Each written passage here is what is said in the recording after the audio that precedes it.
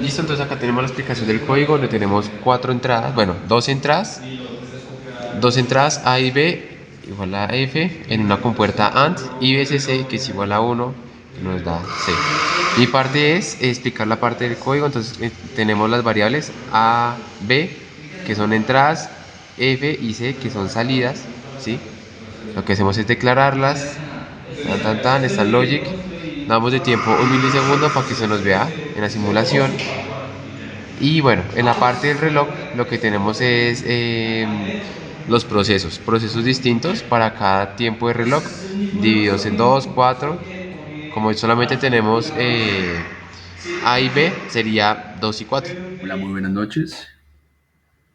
Bueno, a continuación voy a proceder a explicar la parte de los pines de la BASIS. Ese es el laboratorio 2 y este laboratorio gira en torno a este circuito que está compuesto de dos compuertas lógicas AND. En la parte superior tenemos la compuerta cuyas entradas son A y B y cuya salida viene siendo F. En la parte inferior tenemos las entradas BCC por doble ocasión y tenemos como salida la letra C, ¿vale? Entonces, ¿cómo relacionamos esto en los pines? Como lo pueden ver en la parte inferior derecha, tenemos los switches de la BASIS, ¿sí? Contando de izquierda a derecha, vamos a contar 1, 2, 3, 4, 5, 6, 7, 8. 8 switches, ¿ok?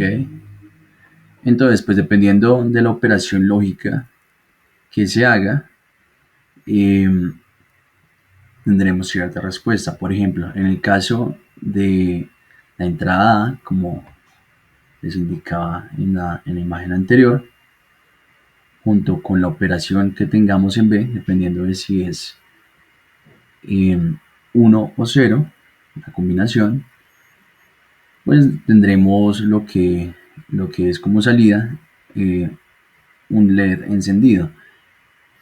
En el caso de que ambos valores sean positivos, es decir, 1, tendríamos la salida C, M5. M5 viene siendo el LED que está en la parte superior del último switch, contando de izquierda a derecha, en la parte superior.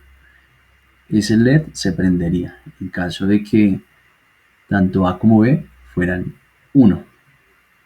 Por otro lado tenemos la salida F, que corresponde, según veíamos en el esquema, a la salida, que es producto de la operación lógica entre el BCC por un lado y otro BCC en la otra mano, ¿sí? Entonces, como en ese caso BCC se interpreta como un voltaje y en ambos casos ese voltaje es constante, eso quiere decir que viene siendo verdadero. Y como es verdadero de manera constante, eso quiere decir que C pues, siempre va a ser verdadero. Es decir, N5 correspondería a F. Y N5 lo pueden ver representado en la parte superior del switch número 4 contando de izquierda a derecha. Es decir, este bombillito, este LED, va a estar siempre encendido.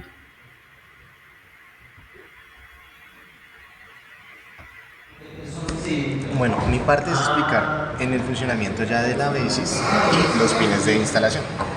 Entonces, tenemos acá asignado que para la entrada A vamos a usar el Deep Switch P11, para la entrada B vamos a usar el Deep Switch L3, para la salida C va a ser el LED M5 y para la salida F va a ser el N5. Como podemos ver en la tarjeta, la salida F que es M5, la salida C que es M5 va a permanecer encendido porque el VCC va a ser 1 siempre. Entonces, en cualquiera de los casos que lo suba, no se va a apagar. A diferencia de N5, que su entrada va a ser P11 y L3, que si yo la bajo, se apaga, mantiene apagado y cuando están ambos encendidos va a funcionar. Buenas tardes. Respecto a la parte del funcionamiento de las señales, bueno, por un lado cabe mencionar y establecer que en la simulación tenemos dos compuertas AND. Una que posee, que es comandada por la entrada A y por la entrada B, y otra que, cuyos datos de entrada están dados por una fuente VCC, o sea, son dos positivos, por ende son dos unos lógicos.